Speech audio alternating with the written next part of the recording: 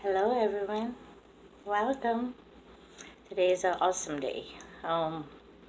Thank you for your likes. Thank you for your comments. Thank you for everybody that going.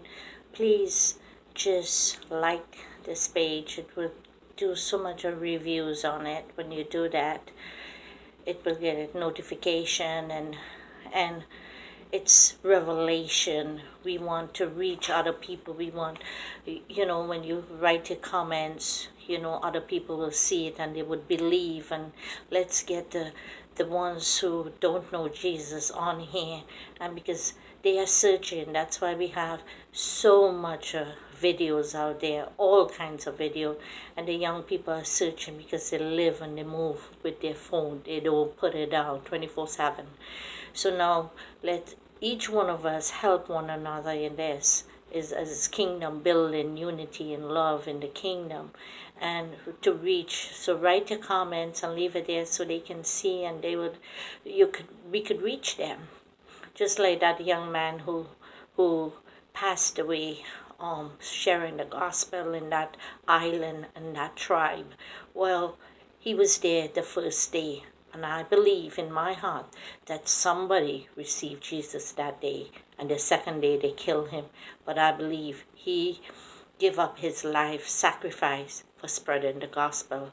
So I don't really know the whole details because I don't watch the news, but I just saw it on my phone. Um, he's in heaven with the Lord because he was doing God's work, and God will honor him for that, his crowns. So I believe that somebody there will reach those tribes because the seed was planted. So let us plant the seed on these videos, and plant the seed by sharing on Facebook and sharing on YouTube. Thank you so much. We are reaching the gospel. This is not about me, but this is about the Father, Yeshua, Jesus, and Holy Spirit, and the kingdom, and all the saints. So let us honor what God has given us to do, because when you get news, bad news travels faster. Let the good news travel faster now. And I believe by the word that I'm saying today that this will travel all over the world. So I thank you. Today is day 15, and I went through door number 17 today, and it was just mind-blowing as always. Went into, had my intimacy with the Father, always do before, but this morning was different. This morning I gotten up and I came and I was sitting down on my chair in my room by my table, and I was just in soaking. I didn't play soaking music. I was just meditating. And then I saw that I entered this room. And when I entered this room, it was grass. It wasn't like a light before, or the light was outside the door. I opened and there was grass, and I took my right feet and I went in. And when I went in, it was so beautiful. I just walked in the garden, and then I went to the tree of life. And I was walking to the tree of life. The green grass turned into dust. It turned into a desert. But the tree of life was still there. And as I get closer, I had a sandals on my feet, and my clothes was a tunic all the way down. And I was like, well, what is happening here? And all of a sudden, I saw myself like Moses. And I heard the voice, the burning bush. It was burning, the tree was burning as I get closer. And the Father said, come in. And I was like, wow. But you just know to do things up there. And I went in. I didn't feel, I thought I would have feel the fire, but I didn't. And I went in, and when I went in, I came out. You see, that's a portal. That burning bush was, if you look at Doctor Who, you will see that. Doctor Strange, sorry, not Who, Doctor Strange. You will see that. He went into that portal and he go to another dimension. Well, I came to the city of gold. It was beautiful. Everything in the city, the houses was made of gold. The people were there. The angels were there, and everybody would be talking to you. And the street was gold. And I was walking, and I was looking at everybody, and it was just beautiful. And I was like, wow. I'm only going, wow, wow. And all of a sudden, there was this room I entered in. And when I entered into this room, there is so many different throne rooms.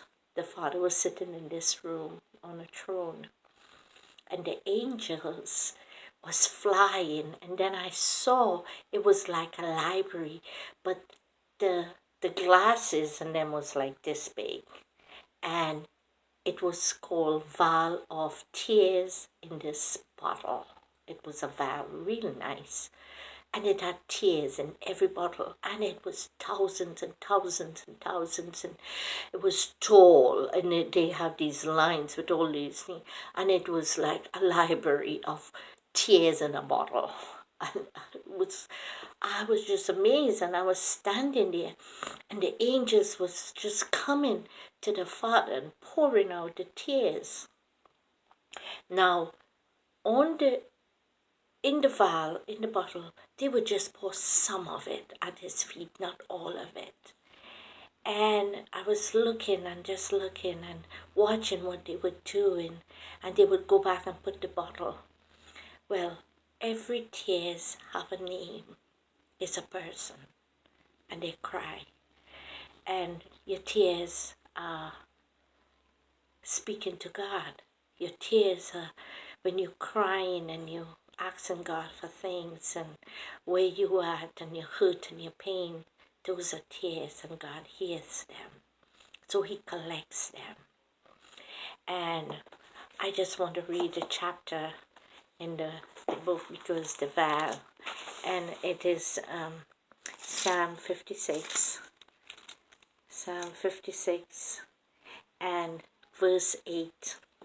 And thou tellest my wanderings, put thou my tears into thy bottle. Are they not in thy book? When I cry unto thee, then shall my enemy turn back. This I know, for God is for me. And so the tears in the bottle. And the Holy Spirit is all over me. And I saw that. And the Father said, you can go and bring a bottle. I said, I can? He said, yeah. So I went way back in the back of this room, way in the back. I passed in lots of, aisles and rooms and shelves. And I went and I took this bottle. And when I brought it, the tears was talking to me. Can you believe that? The tears was talking to me. And I need to take off my glasses because I'm just tearing up. And it was so beautiful. So the tears was telling me, my name is, I can't remember her name now, but her name was, I think it was Martha. I'm not sure. And she was crying. And she cried out to God, and I took that tear bottle. And her son had died, and she had 3 of his children, and she didn't know where the food was coming to feed him. And all of a sudden, this woman was in Brazil. Now, I don't know who's that, but and I was pouring out in the Father, and he said, stop. And I said, why? And he said, well, she believe a little. She don't trust me all. She just trusts a little. So I'm going to answer some of her prayers. So when they come and they pour out by the Father on his feet is when they pouring out the answered prayers. A little bit of your answer prayer. And then I went back and I got another bottle, but this time it was rejection.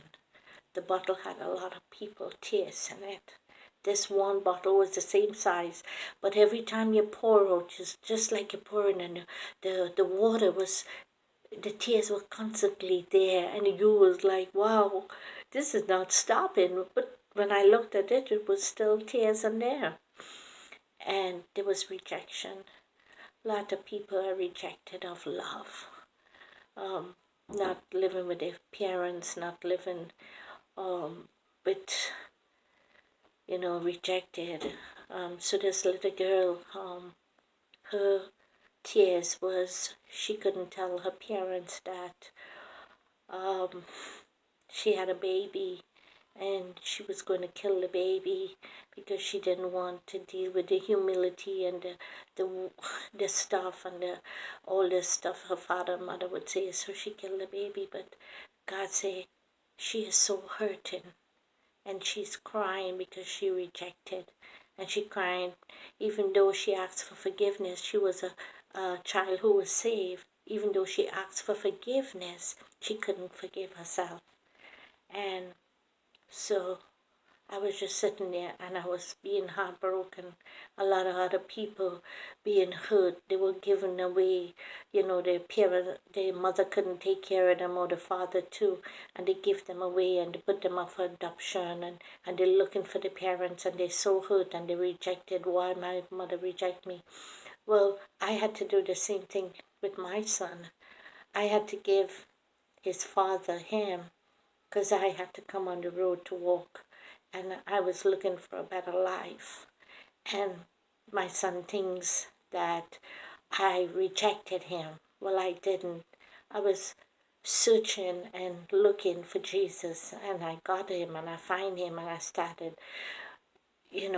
walking for him and talking and teaching and doing evangelism, and that's where my relationship, because I grew up in a home knowing Jesus, and my mother said never forget Jesus, so I had that in my heart.